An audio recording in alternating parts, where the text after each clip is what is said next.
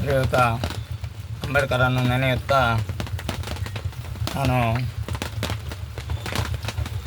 RTO ಮತ್ತು ಪೊಲೀಸರ ಗಮನಕ್ಕೆ ಏನಂತ ಹೇಳಿದರೆ, ಕೆಲವರು ಹೇಳುವಂಥದ್ದು ಏನಂತ ಹೇಳಿದರೆ, ನೀವು ಬೆಳಿಗ್ಗೆ ಎದ್ದ ಕೂಡಲೇ ಶ್ರೀಯುತ ಅಂಬೇಡ್ಕರ್ ನೆನೆಯುತ್ತಾ ಅಂಥೇಳಿ ಹೇಳುತ್ತೀರಿ ಅಂತೇಳಿ. ಒಳ್ಳೆಯದನ್ನು ಹೇಳಬೇಕು ವಿನಃ ಮತ್ತು ಇವರನ್ನು ನಾವು ಹೆಸರು ಹೇಳಿ ಹೇಳುವಂಥದ್ದು. ಸಂವಿಧಾನದ ಯಾವುದೇ ಕಾನೂನು ಅವ್ರ ಹೆಸರು ಹೇಳಬೇಕು ವಿನಃ ಇಲ್ಲಿನ ಲೋಕಲ್ ಅವರ ಹೆಸರು ಹೇಳ್ಕೊಂಡು ನಾನು ಜೀವನ ಮಾಡುವಂಥದ್ದಲ್ಲ. ಒಳ್ಳೆಯದನ್ನು ಮಾಡಿದವರು ಅವರನ್ನು ಹೆಸರು ಹೇಳಿ ನಾವು ಮುಂದೆ ಯೂಟ್ಯೂಬನ್ನು ಮಾಡುವಂಥದ್ದು. ಅದೇ ರೀತಿಯಲ್ಲಿ ಈಗ RTO ಮತ್ತು ಪೊಲೀಸರ ಗಮನಕ್ಕೆ ಇದು ಯಾವತ್ತೂ ಗಮನವಿಟ್ಟು ಕೇಳಬೇಕು. ನೀವು ನಿಷ್ಠಾವಂತ ಅಧಿಕಾರಿಗಳಾದರೆ ಇದನ್ನು ಗಮನವಿಟ್ಟು ಕೇಳಬೇಕು. ಇದನ್ನು ಸರಿಯಾಗಿ ಕೊನೆ ತನಕ ನೋಡಬೇಕು. ಏನಂತ ಹೇಳಿದ್ರೆ, ಇವತ್ತು ಕಾನೂನು ಅಂತೇಳಿದರೆ ಒಬ್ಬ ಲೈಸೆನ್ಸ್ ಓಲ್ಡ್ ಅಂತೇಳಿ ಹೇಳ್ತಾರೆ, ಹಾಗೂ ಬ್ಯಾಜ್. ನೀವು ಕೇವಲ RTO ರೂಲ್ಸ್ ಏನು ಅಂತೇಳಿ ನಿಮಗೆ ಗೊತ್ತಿಲ್ಲ. ನೀವು ಕೇಳುವಂಥದ್ದು ಗಾಡಿಯನ್ನು ಅಡ್ಡ ಹಾಕುವಂಥದ್ದು RTO ಅಥವಾ ಪೊಲೀಸ್ ವೆಹಿಕಲನ್ನು ಅಡ್ಡ ಹಾಕುವಂಥದ್ದು. ಅಡ್ಡ ಹಾಕಿ ಕಾಕಿ ಹೆಂಗೆ ಹಾಕಿದೆಯಾ ಕೇಳುವಂಥದ್ದು. ಅದ ನಂತರ ಇಲ್ಲ ಕಾಕಿ ಹೆಂಗೆ ಹಾಕಲಿಲ್ಲ, 500 ರೂಪಾಯಿ ಫೈನ್ ಹಾಕಪ್ಪ ಅಂತೇಳಿ ಹೇಳುವಂಥದ್ದು. ಕಾನೂನು ಪ್ರಕಾರವಾಗಿ ಸರಿ, ಏನಂತ ಹೇಳಿದ್ರೆ ಕಾಕಿ ಹೆಂಗೆ ಹಾಕಲೇಬೇಕು ರೂಲ್ಸ್ ಪ್ರಕಾರವಾಗಿ. ಆದರೆ ನೀವು ಬೇರೆ ದಾಖಲಾತಿಯನ್ನು ನೀವು ಕೇಳುವುದಿಲ್ಲ. ಕೇವಲ ಕಾಕಿ ಹೆಂಗೆ ಕೇಳ್ತೀರಿ, 500 ರೂಪಾಯಿ ಹಣ ಕೊಡಿ ಅಂತ ಹೇಳ್ತೀರಿ, ರಿಸಿಟ್ ಅದು ಕೊಟ್ಟು ಹೋಗ್ತಿರ್ತೀರಿ. ಕೆಲವರು ರಿಸಿಟ್ ಕೊಡ್ತೀರಿ, ಕೆಲವರು ರಿಸಿಟ್ ಕೊಡುವುದಿಲ್ಲ. ಅದೇ ರೀತಿಯಲ್ಲಿ ನಾನು ಹೇಳುವಂಥದ್ದು ಏನಂತ ಹೇಳಿದ್ರೆ, ಇದು ಸರಿ ಇದ್ದರೆ ಸರಿ ಅಂತೇಳಿ ಒಪ್ಕೊಳ್ಳಿ, ಇಲ್ಲದಿದ್ದರೆ ತಪ್ಪು ಅಂತೇಳಿ ನನಗೆ ಫೋನ್ ಮಾಡಿ. ಯಾವತ್ತೂ ಹಂಗೆ ಮುಖ್ಯ ಅಲ್ಲ. ಒಂದು ಕೇಸ್ ಹಿಡಿಬೇಕಾದ್ರೆ ಇವತ್ತು ಪೊಲೀಸವರು ಡ್ರೆಸ್ಸಲ್ಲೇ ಹೋದರೆ ಕೆಲವರು ಕಳ್ಳರು ಸಿಕ್ಕುವುದಿಲ್ಲ. ಆವಾಗ ಸಿವಿಲ್ ಡ್ರೆಸ್ ಅಂತ ಹೇಳ್ತೇವೆ ನಾವು, ಅಂದರೆ ಮಾಮೂಲು ಡ್ರೆಸ್ಸಲ್ಲಿ ಹೋಗಿ ಹಿಡಿಬೇಕಾಗ್ತದೆ. ಅದಕ್ಕೆ ಕಾನೂನು ಇಲ್ಲ ಅಂತ ಹೇಳಲಿಕ್ಕೆ ಆಗೋದಿಲ್ಲ. ಅದೇ ರೀತಿಯಲ್ಲಿ ನಾನು ಹೇಳುವಂಥದ್ದು ಏನಂತ ಹೇಳಿದ್ರೆ, ಇವತ್ತು ಎಷ್ಟೋ ಜನ, ಇವತ್ತು 100ಕ್ಕೆ 75% ಜನ ಹತ್ತಿರ ಲೈಸೆನ್ಸ್ ಇಲ್ಲ. ಅದನ್ನು ನೀವು ಚೆಕ್ ಮಾಡೋದಿಲ್ಲ, ಯಾಕಂದರೆ ನಿಮಗೆ ಓದಲಿಕ್ಕೆ ಬರೋದಿಲ್ಲ. ನೀವು ಕೇಳುವಂಥದ್ದು ಕಾಕಿ ಹೆಂಗೆ ಹಾಕಿದ್ರೆ ಕೇಳಿ. ಇವರು ಹಂಗೆ ಹಾಕೊಂಡ್ರೇನು, ಹಂಗೆ ಹಾಕೊಂಡ್ರೆ ದೊಡ್ಡಂಗೆ ಹೋದ್ರೇನು? ಪ್ಯಾಸೆಂಜರನ್ನು ಯಾಕೆ, ಪ್ಯಾಸೆಂಜರ್ ಅವರಿಗೆ ಕೂತ್ಕೊಳ್ಳೋರಿಗೆ ಸೇಫ್ಟಿ ಇರುವಂಥದ್ದು ಯಾವುದು? ಕಾಕಿ ಹಂಗೆ ಅಲ್ಲ. ಇನ್ಸೂರೆನ್ಸ್, ಟ್ಯಾಕ್ಸ್ ಮತ್ತು ಲೈಸೆನ್ಸ್ ಆ್ಯಂಡ್ ಬ್ಯಾಜ್ ಇರಬೇಕು ಕರೆಕ್ಟಾಗಿ. ನಿಮ್ಮ ಕಾನೂನು ಅಂತ ಹೇಳಿದರೆ ಲೈಸೆನ್ಸ್ ಮತ್ತು ಬ್ಯಾಜ್ ರಿನೋಲ್ ಮತ್ತು ನಮ್ಮ ಗಾಡಿಯ ದಾಖಲಾತಿ ಯಾವುದೆಲ್ಲ ಹೇಳಿ ಸ್ಟಾರ್ಟಿಂದ ಶುರು ಮಾಡ್ತೇನೆ. ಹೊಗೆ ಚೆಕ್ಕಿಂಗ್, ಹಾಗೆ ಲೈಸೆನ್ಸ್ ಹಾಗೂ ಬ್ಯಾಜ್ ಕಡ್ಡಾಯವಾಗಿ ಬೇಕು. ಅದನ್ನು ಫಸ್ಟ್ ರೂಲ್ಸ್ ಮೇಲೆ ನೀವು ಓದಬೇಕು. ನೀವು ಯಾವುದು ಓದೋದಿಲ್ಲ, ಕೇವಲ ಕೇಳುವಂಥದ್ದು ಕಾಕಿ ಹೆಂಗೆ ಹಾಕಿದ್ರೆ ಇಲ್ಲಿ ಅಂತ. ಕಾಕಿ ಹೆಂಗೆ ಹಾಕಿದ್ರೇನು ಬಿಟ್ಟಿದ್ರೇನು ಅದು ಮುಖ್ಯ ಅಲ್ಲ. ನಾಳೆ ಕೇಳಿದರೆ ಎಲ್ಲಾದರೂ ಆಕ್ಸಿಡೆಂಟ್ ಆದಾಗ ಕೇಳುವಂಥದ್ದು ಏನಂತ ಹೇಳಿದ್ರೆ, ನಿಮ್ಮ ಲೈಸೆನ್ಸ್ ಉಂಟಾ, ಇನ್ಸೂರೆನ್ಸ್ ಉಂಟಾ, ಅದೆಲ್ಲ ಕೇಳ್ತಾರೆ. ಮತ್ತೆ ಆಕ್ಸಿಡೆಂಟ್ ಆದ ನಂತರ ಕೇಳುವಂಥದ್ದು. ಅದೇ ರೀತಿಯಲ್ಲಿ ನಾನೀಗ ತುಂಬ ಎಪಿಸೋಡ್ ಬಿಡ್ತಾಯಿದ್ದೇನೆ, ಆದರೆ ಯಾವುದಕ್ಕೂ ಇದು ಸರಿಯಾಗಿ ಹೋಗೋದಿಲ್ಲ. ಯಾಕಂತ ಹೇಳಿದ್ರೆ ಮತ್ತು ರೂಲ್ಸ್ ಉಂಟು. ನಿಮ್ಮ ಕಣ್ಣನ್ನು ಚೆಕ್ ಮಾಡಬೇಕು. ಈ RTO ರೂಲ್ಸ್ ಉಂಟು, ಕಣ್ಣು ಚೆಕ್ ಮಾಡುವಂಥದ್ದು, ಸರಿಯಾಗಿ ತೋರುವುದಿಲ್ಲವಂಥದ್ದು, ಇದನ್ನೆಲ್ಲ ಉಂಟು. ಅದರಲ್ಲಿ ರೂಲ್ಸಲ್ಲಿ ಉಂಟು, ಸಂವಿಧಾನದಲ್ಲಿ ಉಂಟು. ಹಾಗೆ ಮತ್ತೆ ಕಾನೂನು ತರ್ತೀರಿ ನೀವು. ಒಂದೊಂದು ರಾಜ್ಯಕ್ಕೆ ಬಂದವರು ಒಂದೊಂದು ಕಾನೂನು ತರ್ತೀರಿ, ಹೆಲ್ಮೆಟ್ ಹಾಕ್ಬೇಕಂತೇಳಿ. ಅದಲ್ಲದೆ 18 ವರ್ಷ ಆಗಿದೆ ವೆಹಿಕಲನ್ನೇ ಓಡಿಸಬಾರ್ದು ಅಂತೇಳಿ ರೂಲ್ಸ್ ಉಂಟು. 18 ವರ್ಷ ಆದ ನಂತರ ವೆಹಿಕಲನ್ನು ಓಡಿಸ್ಬೇಕು. ಅದ ನಂತರ ಲೈಸೆನ್ಸ್ ಕೊಡುವಂಥದ್ದು. ನಾನು 15 ವರ್ಷಕ್ಕೆ ಲೈಸೆನ್ಸ್ ಕೇಳಿದ್ದೇನೆ ಮಂಗಳೂರಿನಲ್ಲಿ. ಅವಾಗ ಹೇಳಿದರು 18 ವರ್ಷ ಆಗಿದೆ, ನಿಮಗೆ ಲೈಸೆನ್ಸ್ ಕೊಡೋದಿಲ್ಲ ಅಂತೇಳಿ. ಅದೇ ರೀತಿಯಲ್ಲಿ ಅದನ್ನು ಕೇಳೋದಿಲ್ಲ. ಯಾವುದೇ ಪೊಲೀಸ್ ಆಗಲಿ, ಯಾವುದೇ RTO ಆಗಲಿ, ನಿಮ್ಮ ಲೈಸೆನ್ಸ್ ಇತ್ತೋ ಇಲ್ಲೋ ಕೇಳೋದಿಲ್ಲ. ಸಣ್ಣ ಸಣ್ಣ ಮಕ್ಕಳೆಲ್ಲ ಓಡಿಸೋದು, ಯಾರನ್ನ ಹೊಡಿ ಹಾಕೋದು, ಯಾರು ಬೀಳೋದು, ಮತ್ತು ಸಾಯೋದು, ಮತ್ತು ನಂತರ ಕೇಳೋದು. ಬೇರೆ ವೆಹಿಕಲನ್ನು ತಗೊಂಡೋಗಿ ಅಲ್ಲಿ ಇಡೋದು, ಆ ವೆಹಿಕಲನ್ನು ತಪ್ಪಿಸೋದು, ಇವರಿಗೆ ಪೊಲೀಸರಿಗೆ ಹಣ ಕೊಡುವುದು, ಬೇರೆ ವೆಹಿಕಲನ್ನು ಇಡುವುದು, ಬೇರೆಯವರು ಓಡಿಸಿದಂತ ಹೇಳುವಂಥದ್ದು ಈಗ ಮಾಮೂಲಾಗಿ ಹೋಗಿದೆ. ಅಧಿಕಾರಿಗಳಿಗೂ ಮೊದಲಾಗಿ ಹೇಳುವಂಥದ್ದು ಏನಂತ ಹೇಳಿದ್ರೆ, ಮೊನ್ನೆ RTO ಅಡ್ಡಿ ಆಗ್ತಿದ್ರಂತೆ. ಅವರಲ್ಲಿ ಲೈಸೆನ್ಸ್ ಇಲ್ಲ, ರಿನೋಲ್ ಮಾಡಲಿಲ್ಲ, ಟ್ಯಾಕ್ಸ್ ಇಲ್ಲ, ಏನಿಲ್ಲ. ಇವ್ರು ಕೇಳಿದ್ದೇನು, ಪ್ಯಾಕಿಂಗ್ ಹಾಕಿದೆಯಿಲ್ಲ ಅಂತೇಳಿ ಅಷ್ಟೇ. ಅದನ್ನು ಕೇಳೋದಲ್ಲ. ಹೊಗೆ ಚೆಕ್ಕಿಂದ ಸ್ಟಾರ್ಟಿಂಗು. ಹೊಗೆ ಚೆಕ್ ಇರುವಂಥದ್ದು 40 ರೂಪಾಯಿ 60 ರೂಪಾಯಿ ಇರುವಂಥದ್ದು, ಅಲ್ಲಿಂದ ಸ್ಟಾರ್ಟ್ ಮಾಡಬೇಕು. ಅಲ್ಲಿಂದ ಕೊನೆಯ ತನಕ ನಿಮ್ಮ ಕಣ್ಣು, ದೇಹದೆಲ್ಲ ಎಲ್ಲವನ್ನು ಅಂಗ ಎಲ್ಲವನ್ನು ಚೆಕ್ ಮಾಡಬೇಕು. ಅದೊಂದು RTO ರೂಲ್ಸ್. ಅದನ್ನು ಬಿಟ್ಕೊಳ್ಳೋದು. ನೀವು ಹೆಲ್ಮೆಟ್ ಹಾಕಲಿಲ್ವಾ ಅಂತ ಹೇಳೋದು. ಯಾರು ಈ ಹುಡುಗಿಯರಲ್ಲಿ 15 ವರ್ಷ 12 ವರ್ಷಕ್ಕೆ 13 ವರ್ಷಕ್ಕೆ ಓಡಿಸ್ತಾ ಇದ್ದಾರೆ ವೆಹಿಕಲ್, ಆದರೆ ಲೈಸೆನ್ಸ್ ಕೊಡೋದಿಲ್ಲ. 18 ವರ್ಷ ಆಯಿತು, ಲೈಸೆನ್ಸ್ ಕಾನೂನು ಪ್ರಕಾರವಾಗಿ ಇಲ್ಲ. ಅದನ್ನು ಕೇಳೋದಿಲ್ಲ ನೀವು. 3 ಜನ ಕೂತ್ಕೊಂಡು ಹೋಗುವಂಥದ್ದು. ಇದು ಯಾವಾಗಲೂ ನಾನು ಬಿಟ್ಟಿದ್ದೇನೆ. ಶಾಲೆ ಮಕ್ಕಳಿಗೆ ಸ್ಟೈಲಿಗಾಗಿ ಬುಲೆಟ್ ಬೈಕ್ ಹೋಗುವಾಗ ಒಬ್ಬನೇ ಹೆಲ್ಮೆಟ್ ಹಾಕೊಂಡು ಹೋಗೋದಿಲ್ಲ, ಅವನಲ್ಲಿ ಲೈಸೆನ್ಸ್ ಇಲ್ಲ. 3 ಜನನೂ ಕರೆದುಕೊಂಡು ಹೋಗುವುದು, ಅಲ್ಲಿ ಬೀಳುವಂಥದ್ದು. ಶಾಲೆ ಗ್ರೌಂಡ್ ಒಳಗೆ ಹೋಗಲಿಕ್ಕಿಲ್ಲ, ಅಲ್ಲಿ ಯಾವುದಾದ್ರು ಅಂಗಡಿಯಲ್ಲಿ ಎಲ್ಲಿಯಾದರೂ ಇಟ್ಟು ಹೋಗುವಂಥದ್ದು. ಇದನ್ನೆಲ್ಲ ಗಮನಿಸಬೇಕು. ನೀವು ಶಾಲೆ ಹತ್ತಿರ ಹೋಗಿ ನಿಲ್ಲಬೇಕು. ಶಾಲೆ ಹತ್ತಿರ ದೂರದಲ್ಲಿ ನಿಲ್ಲಬೇಕು, ಹತ್ತಿರ ಅಲ್ಲ, ಸ್ವಲ್ಪ ದೂರದಲ್ಲಿ ನಿಲ್ಲಬೇಕು. ಎಷ್ಟು ಜನ ಒಂದೊಂದು ಬೈಕಲ್ಲಿ ಬರ್ತಾರೆ, ಅವರಿಗೆ ಬಸ್ ಇಲ್ವಾ? ಅನಾಹುತ ಆಗುವುದನ್ನು ತಡಿಬೇಕಾದರೆ ನೀವು ಕಾನೂನನ್ನು ನಿಮ್ಮ ಕೈಯಲ್ಲಿ ತಗೊಳ್ಬೇಕು. ಇದನ್ನು ಮಾಡೋದಿಲ್ಲ. ಮಹಿಳೆಯರು ಹೆಲ್ಮೆಟ್ ಹಾಕೋಬೇಕಂತ ಹೇಳ್ತಾರೆ. ಕೆಲವರು ಹೆಲ್ಮೆಟ್ ಹಾಕ್ಕೊಳ್ತಾರೆ, ಕೆಲವರು ಹೆಲ್ಮೆಟೇ ಹಾಕೋದಿಲ್ಲ. ಯಾಕಂತ ಹೇಳಿದ್ರೆ ಅವರು ಕೂದಲು ಹಾಳಾಗ್ತದೆ ಅಂತೇಳಿ. ಅದಲ್ಲದೆ ಮತ್ತು ಅವರಿಗೊಂದು ಸೇಫ್ಟಿ ಅಂತೇಳಿ ನೀವು ಹೇಳುವಂಥದ್ದು ನಿಮ್ಮ ಜೀವಕ್ಕೆ ನಿಮ್ಮ ಸೇಫ್ಟಿ ಅಂತೇಳಿ, ಅದು ಒಳ್ಳೆಯ ಕೆಲಸ.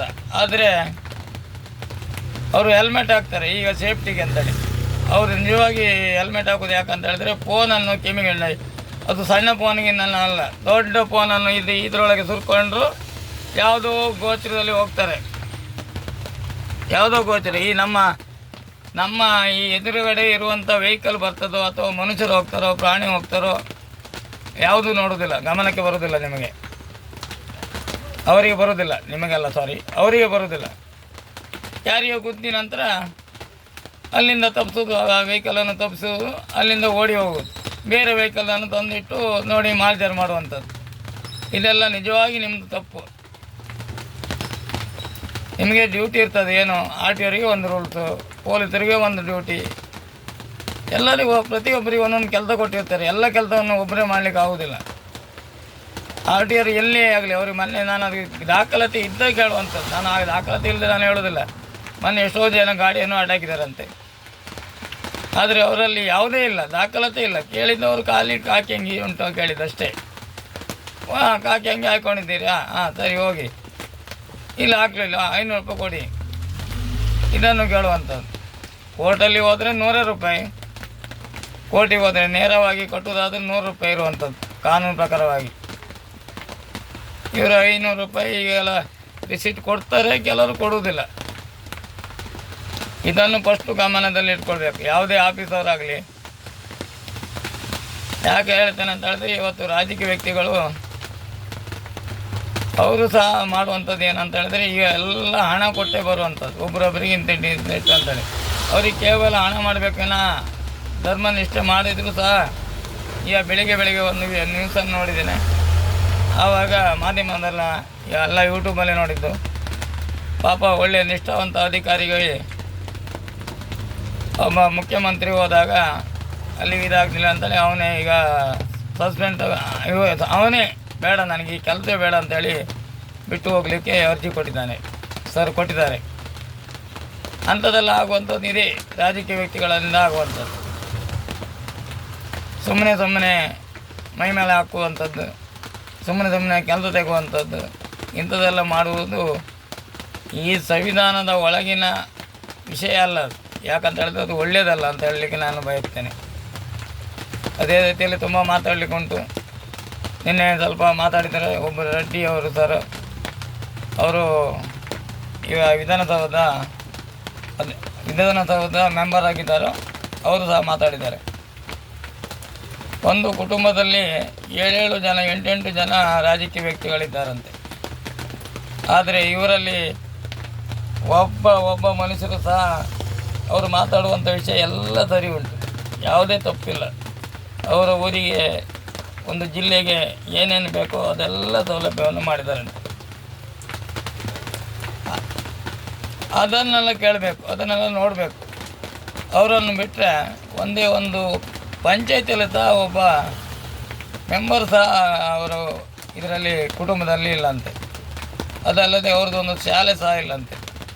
ಎಲ್ಲ ರಾಜಕೀಯ ವ್ಯಕ್ತಿಯರ ಶಾಲೆ ನಾನು ಹಾಕಿದ್ದೇನೆ ಮೊನ್ನೆ 100-150 ಶಾಲೆ ಒಬ್ಬರೊಬ್ಬರು ಎಷ್ಟೆಷ್ಟೋ ಡೊನೇಷನ್ ಕೊಟ್ಟು ಒಬ್ಬರೊಬ್ಬರು ಮುಖ್ಯಮಂತ್ರಿ, ಪ್ರಧಾನಿ, ಹಾಗೆ ಇವರು MLA MP ಇವ್ರದ್ದೆಲ್ಲರದ್ದು ಕಾಲೇಜು ಶಾಲೆ ಇರುವಂಥದ್ದು. ಇವ್ರದ್ದು ಯಾವುದೂ ಇಲ್ಲ. ಅವ್ರ ಅಕೌಂಟಲ್ಲಿ ಕೇವಲ 2,75,000 ರೂಪಾಯಿ ಹಣ ಬಿಟ್ಟರೆ ಯಾವುದು ಅವರು ಮಿನಿಸ್ಟರ್ ಆಗಿದ್ದಾರಂತೆ 8 ವರ್ಷ, ಯಾವುದಾದ್ರೂ ಸಹ ಅವರಲ್ಲಿ ಹಣ ಮಾಡಲಿಲ್ಲ. ಅವರು ಕೇವಲ ಜನರಿಗಾಗಿ ಅವರ ದೇಶಕ್ಕಾಗಿ ಹೋರಾಟ ಕೊಟ್ಟಿದ್ದಾರೆ. ಅಂಥ ವ್ಯಕ್ತಿಗಳಿರಬೇಕು. ಅವ್ರು ನೇರ ಹೇಳುವಂಥದ್ದು, ಯಾವುದೇ ರಾಜಕೀಯ ವ್ಯಕ್ತಿಗಳ ಬಗ್ಗೆ ಪರವಾಗಿ ಮಾತಾಡೋದಿಲ್ಲ. ಅವರು ಕಾಂಗ್ರೆಸ್ ಆದರೂ ಸಹ ಯಾರ ಪರವಾಗಿ ಮಾತಾಡೋದಿಲ್ಲ. ಎಲ್ಲ ತಪ್ಪು ಮಾಡೋದು ತಪ್ಪು ಅಂತೇಳಿ ಒಪ್ಕೊಳ್ತಾರೆ ಅವರು. ಅಂಥದ್ದನ್ನು ಮಾಡಬೇಕಂತ ಹೇಳುವಂಥದ್ದು ನನ್ನ ಧರ್ಮ. ಇದೆಲ್ಲ ಮಾಡೋದು ಬಿಟ್ಕೊಂಡು ಇವರು ಹೆಲ್ಮೆಟ್ ಹಾಕೊಳ್ಳಿ ಅಂತ ಹೇಳೋದು, ಮಹಿಳೆಯರು, ಆ ಸಂಘ ಸಮಿತಿಯವರು ಇವರು ಕೆಮ್ಮೆಗಂಡಿಗೆ ಹಾಕೊಂಡು ಹೋಗೋದು, ಯಾರ್ಯಾರು ಗುದ್ದೋದು. ಈಗ ನಾನೇ ಒಬ್ಬ ಡ್ರೈವರ್, ನನ್ನ ತಮ್ಮನ ಡ್ರೈವರು, ಇಬ್ಬರು. ಅವರಲ್ಲಿ ಕರೆಕ್ಟಾಗಿ ಎಲ್ಲ ದಾಖಲಾತಿ ಇದ್ದರೆ ಮಾತ್ರ ನಾನು ಕೇಳ್ತೇನೆ, ಅವರಲ್ಲಿ ಲೈಸೆನ್ಸ್ ಮಾಡ್ಕೊಂಡಿದ್ದೀರಾ, ಬ್ಯಾಜ್ ಉಂಟಾ, ಗಾಡಿ ಓಡಿಸಿ, ಗಾಡಿಗೂ ರೆಕಾರ್ಡ್ ಕರೆಕ್ಟ್ ಉಂಟಾ, ಇನ್ಸೂರೆನ್ಸ್, ಟ್ಯಾಕ್ಸ್, ಹಾಗೆ ಪ್ರತಿಯೊಂದು ಕರೆಕ್ಟ್ ಇದ್ದರೆ ಮಾತ್ರ ಓಡಿಸಿ ಗಾಡಿ ಅಂತೇಳಿ. ನಾನು ಹಾಗೆ ನನ್ನ ದಾಖಲಾತಿ ಕೇಳಲಿ, ಯಾವುದು ಬೇಕೋ ಕೊಡ್ತೇನೆ. ಲೈಸೆನ್ಸಿಂದ ಹಿಡಿದು 10 ವೀಲರಿಗೆ ನನ್ನ ಹತ್ರ ಲೈಸೆನ್ಸ್ ಉಂಟು. ನನ್ನ ಯಾವುದೇ ಆಫೀಸರು ಅಡ್ಡಾಗಲಿಲ್ಲ, ಕೇಳುವುದೂ ಇಲ್ಲ. ಕೇಳಿದರೆ ನನ್ನ ಹತ್ರ ಎಲ್ಲ ದಾಖಲಾತಿ ಉಂಟು. ಅದೇ ರೀತಿಯಲ್ಲಿ ಪ್ರತಿಯೊಂದು ವೆಹಿಕಲನ್ನು ಅಡ್ಡಾಕಿದ ಕೂಡಲೇ ಕೇವಲ ಕಾಕಿ ಅಂಗಿ ಎಂಬುದಲ್ಲ, ನೀವು ಕೇಳುವಂಥದ್ದು ನಿಮ್ಮ ಕಣ್ಣು, ಕಾಲು, ಕೈ ಪ್ರತಿಯೊಂದು ಸರಿ ಉಂಟಾ ಇಲ್ಲ ಅಂತ ನೋಡಬೇಕು. ನೋಡಲಿಕ್ಕೆ ನಿಮಗೆ ಕಣ್ಣು ಸರಿ ಇಲ್ಲದಾಗ ಇನ್ನು ನೋಡುವಂಥದ್ದು ಏನೋ ಉಂಟು. ನೀವೇ 4 ಕಣ್ಣು ಹಾಕ್ಕೊಂಡಿರ್ತೀರಿ, ಆವಾಗ ನಿಮಗೆ ತೋರೋದು ಯಾವುದು? ಕೇವಲ ಕಾಕಿ ಅಂಗಿ ಮಾತ್ರ ತೋರುವಂಥದ್ದು ಅಂತ ಹೇಳಲಿಕ್ಕೆ ನಾನು ಇಷ್ಟಪಡ್ತೇನೆ. ಯಾವುದಕ್ಕೆ ಕಣ್ಣೆದರಿಕೆ ಇವತ್ತಿನಲ್ಲಿ ಪ್ರಜಾಪ್ರಭುತ್ವ ಅಂತೇಳಿ ಪ್ರತಿಯೊಬ್ಬನಿಗೂ ಹಕ್ಕುಂಟು, ಕೇಳುವಂಥ ಹಕ್ಕುಂಟು. ಪ್ರತಿಯೊಂದು ಮನುಷ್ಯನಿಗೂ ಹಕ್ಕುಂಟು. ಈಗ ಯಾವುದೇ ಅಧಿಕಾರಿಗಳಿಗಾಗಲಿ ಯಾರೇ ಆಗಲಿ ನಿಷ್ಠೆಯಿಂದ ಇದ್ದರೆ ಯಾರಲ್ಲಿ ಬೇಕಾದರೂ ಕ್ವಶನ್ ಮಾಡ್ಬೋದು ಅಂತ ಹೇಳುತ್ತಾ, ಒಳ್ಳೊಳ್ಳೆ ಕಾರ್ಯಕ್ರಮ, ಒಳ್ಳೊಳ್ಳೆ ಅಧಿಕಾರಿಗಳು ಬರಬೇಕಂತ ಹೇಳುವಂಥದ್ದು. ಒಳ್ಳೊಳ್ಳೆ ಅಧಿಕಾರಿ ಬಂದರೆ ಇವರು ರಾಜಕೀಯ ವ್ಯಕ್ತಿಗಳು ಅವರನ್ನು ಟ್ರಾನ್ಸ್ಫರ್ ಮಾಡೋದು ಅಥವಾ ಅಮಾನತುಗೊಳಿಸೋದು ಇದೇ ಆಗ್ತದೆ. ಇನ್ನು ಮುಂದೆ ರಾಜಕೀಯ ಆಗೋದಿಲ್ಲ. ರಾಜಕೀಯ ಪಕ್ಷದವರು ಯಾವುದೇ ಪಕ್ಷದವರಾಗಲಿ ಅವರು ಮಾಡೋದು ಒಳ್ಳೊಳ್ಳೆಯವರು ಇನ್ನು ಹುಟ್ಟುವುದಿಲ್ಲ. ಎಲ್ಲ ಮೊನ್ನೆ ಮತ್ತೆ ಅವರು ಹೇಳಿದ್ದಾರೆ ನಿನ್ನೆ, ರೆಡ್ಡಿ ಸರ್ ಅವರು, ಈಗ ರಾಜಕೀಯ ಮಾಡುವವರು ಬಡವರನ್ನು ಯಾಕೆ ನಿಲ್ಲಿಸೋದಿಲ್ಲ ಅಂತೇಳಿ. ಅವ್ರಿಗೆ ಖರ್ಚು ಮಾಡಲಿಕ್ಕೆ ದುಡ್ಡಿಲ್ಲ ಅವರಲ್ಲಿ. ಲಕ್ಷಾಧೀಶರು, ಕೋಟ್ಯಾಧೀಶರೇ ಇವತ್ತು ಇಲೆಕ್ಷನ್ ನಿಂತು ಗೆಲ್ಲದು ಮತ್ತು ಪುನಃ ದುಡ್ಡು ಮಾಡುವಂಥದ್ದು. ನಾನು ಸಾವಿರ ಸಲ ಹೇಳಿದ್ದೇನೆ. ಶಾಲೆ ಕಟ್ಟಿಸುವಂಥದ್ದು, ಮೋಸ ಮಾಡುವಂಥದ್ದು, ಹಣ ಹಗರಣ ಮಾಡುವಂಥದ್ದು, ಇಂಥದ್ದೆಲ್ಲ ಮಾಡುವಂಥದ್ದು. ಈಗ ಓಟ್ ಹಾಕೋರಂಥದ್ದು ನನ್ನ ಗಣತಿಯಲ್ಲಿ ಓಟ್ ಹಾಕೋರು ಯಾರೂ ಇಲ್ಲ. ನಿಷ್ಠೆಯಿಂದ ಓಟ್ ಹಾಕೋರು ಯಾರೂ ಇಲ್ಲ. ಹಕ್ಕು ನಮ್ಮ ಹಕ್ಕು ಅಂತೇಳಿ ಯಾರಲ್ಲಿಯೂ ಇಲ್ಲ. ಹಣಕ್ಕಾಗಿ ಮಾಡುವಂಥದ್ದು, ಜನರನ್ನು ಕರೆಯುವುದು ಹಣಕ್ಕಾಗಿ ಕರೆಯುವಂಥದ್ದು. ಓಟಿನ ಮುಂಚಿನ ದಿವಸ ಸಾಯಂಕಾಲ ಎಷ್ಟು ಬೇಕೋ ಅಷ್ಟು ಸಾರಾಯಿ, ಎಷ್ಟು ಕೋಳಿ ಪದಾರ್ಥ, ಎಷ್ಟೆಷ್ಟು ದುಡ್ಡು ಹಂಚುವುದು. ಅದಕ್ಕಾಗಿ ಅವರು ಬಡವರನ್ನು ನಿಲ್ಲಿಸುವುದಿಲ್ಲ. ಬಡವರಲ್ಲಿ ಖರ್ಚು ಮಾಡಲಿಕ್ಕೆ ದುಡ್ಡು ಇರುವುದಿಲ್ಲ. ನಾವು ಕೂಲಿ ಮಾಡಿದರೆ ಒಂದು ರಿಕ್ಷಾದಲ್ಲಿ ದುಡಿದ್ರೆ ಎಷ್ಟು ದುಡಿಬೋದು? ದಿನಕ್ಕೊಂದು 250-300 ರೂಪಾಯಿ ಲಾಭ ತೆಗಿಬೋದು. ಮತ್ತು ಉಳಿದ ಹಣ ಎಲ್ಲ ಖರ್ಚಾಗ್ತದೆ. ಹಾಗಾಗಿ ನಮ್ಮನ್ನು ನಿಲ್ತಿದ್ರೆ ನಾನು ಯಾರಿಗೆ ಕೋಳಿ ಪದಾರ್ಥ ಮಾಡಿ ಹಾಕೋದು ಯಾರಿಗೆ, ಡ್ರಿಂಕ್ಸ್ ಸರೆ ತರಿಸಿ ಕೊಡೋದು ಯಾರಿಗೆ, ಹಾಗೆ 2-2 ಸಾವಿರ ಒಂದೊಂದು ಓಟಿ ಕೊಡುವುದು ಯಾರಿಗೆ ಇಲ್ಲಿಂದ. ಹಾಗಾಗಿ ದೊಡ್ಡ ವ್ಯಕ್ತಿಗಳನ್ನು ನಿಲ್ಲಿಸುವಂಥದ್ದು ಇದು ಸಾಮಾನ್ಯ ಆಗಿ ಹೋಗಿದೆ. ಇನ್ನು ನಮ್ಮ ಇಂಡಿಯಾದಲ್ಲಿ ಯಾರು ಜನರ ಸೇವೆ ಮಾಡ್ತಾರೋ ಅವರಿಗೆ ಓಟ್ ಹಾಕ್ಬೇಕಂತ ಹೇಳುವಂಥದ್ದು. ಇಂಥ ಅವರು ರೆಡ್ಡಿ ಸರ್ ಅವರು ಹೇಳಿದಾಗೆ ಅವ್ರು ನೋಡಿ, ಅವರಷ್ಟು ದೊಡ್ಡ 8 ಸಲ MP ಆಗಿದ್ದಾರಂತೆ. ಆದರೂ ಸಹ ಅವರು ಅಕೌಂಟಲ್ಲಿ ಇರುವಂಥದ್ದು 2,75,000 ರೂಪಾಯಿ ಪಾಸ್ಬುಕ್ಕಲ್ಲಿರುವಂಥದ್ದು. ಅಂಥ ವ್ಯಕ್ತಿಗಳನ್ನೆಲ್ಲ ಮುಂತರಬೇಕು. ಅಂಥ ವ್ಯಕ್ತಿಗಳಿಗೆ ಓಟ್ ಹಾಕಬೇಕು. ಕೇವಲ ಹಣ ಮಾಡುವಂಥ ವ್ಯಕ್ತಿಗಳಿಗೆ ಓಟ್ ಹಾಕಿದರೆ ನಮ್ಮ ಹಣೆಬರಹ ಇಷ್ಟೇ. ಮತ್ತು ಒಳ್ಳೊಳ್ಳೆಯ ಅಧಿಕಾರಿಗಳನ್ನು ನಮ್ಮ ಆಫೀಸರ್ ಮಾಡಿದರೆ ಮಾತ್ರ ಒಳ್ಳೆಯದಾಗುವಂಥದ್ದು. ಬಿಟ್ಟರೆ ಈ ಕಳ್ಳತನ, ದರೋಡೆ, ಹೂಡಿಕೊಳ್ಳುವಂಥದ್ದು, ಗಲಾಟೆ ಮಾಡ್ಕೊಳ್ಳೋದು ಎಲ್ಲ ನಿಲ್ಲಬೇಕಾದ್ರೆ ಧರ್ಮನಿಷ್ಠೆ ಇರುವಂಥ ಅಧಿಕಾರಿಗಳು ಬೇಕು. ಆದರೆ ಎಲ್ಲ ಮಾಡುವುದು, ಈಗ ನಾವು ಎಷ್ಟೋ ಕಂಪ್ಲೇಂಟ್ ಕೊಟ್ಟಿದ್ದೇವೆ. ಇವತ್ತೊಂದು ಪ್ರತಿಭಟನೆ ಉಂಟು ಬಂಡಾರಲ್ಲಿ. ಅವರಿಗೂ ನ್ಯಾಯ ದೊರಕುವುದಿಲ್ಲ, 100ಕ್ಕೆ 100 ಇಲ್ಲ. ಒಟ್ಟು ಪ್ರತಿಭಟನೆ ಮಾಡ್ಬೋದೇನೋ, ಹಣ ಇದ್ದ ಬದೇ ಆಗುವಂಥದ್ದು. ಕಾನೂನು ಅವರ ಬದ್ದೇ ಇರ್ತದೆ. ಯಾಕೆ ಹೇಳ್ತೇನೆ ಅಂತ ಹೇಳಿದ್ರೆ, ಅಲ್ಲ ಸಾಕ್ಷಿ ಇದ್ದರೂ ಸಹ ಮೊದಲು ಕೇಳ್ತಾಯಿದ್ದರು ಈ ಸೌಜನ್ಯ ಬಗ್ಗೆ, ಸಾಕ್ಷಿ ಅಂತೇಳಿ. ಈಗ ಸಾಕ್ಷಿ ತಂದು ಎದು ನಿಲ್ತಿ ಅಂತ ಹೇಳಿದರು, ಇವರು ಅದು ಗಮನಕ್ಕೆ ಬರೋದೇ ಇಲ್ಲ. ಇದೆಲ್ಲ ರಾಜಕೀಯ. ಈ ರಾಜಕೀಯ ಎಲ್ಲ ಬೆಂಕಿ ಬಿದ್ದು ಹೋಗಲಿಕ್ಕೆ ಯಾಕೆ ಬೇಕಂತ ಹೇಳುವಂಥದ್ದು.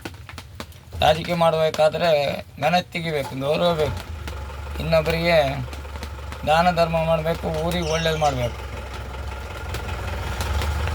ಒಳ್ಳೊಳ್ಳೆ ಅಧಿಕಾರಿಗಳನ್ನು ನಮ್ಮ ಮಾಡಬೇಕು, ನೇಮಕ ಮಾಡಬೇಕು.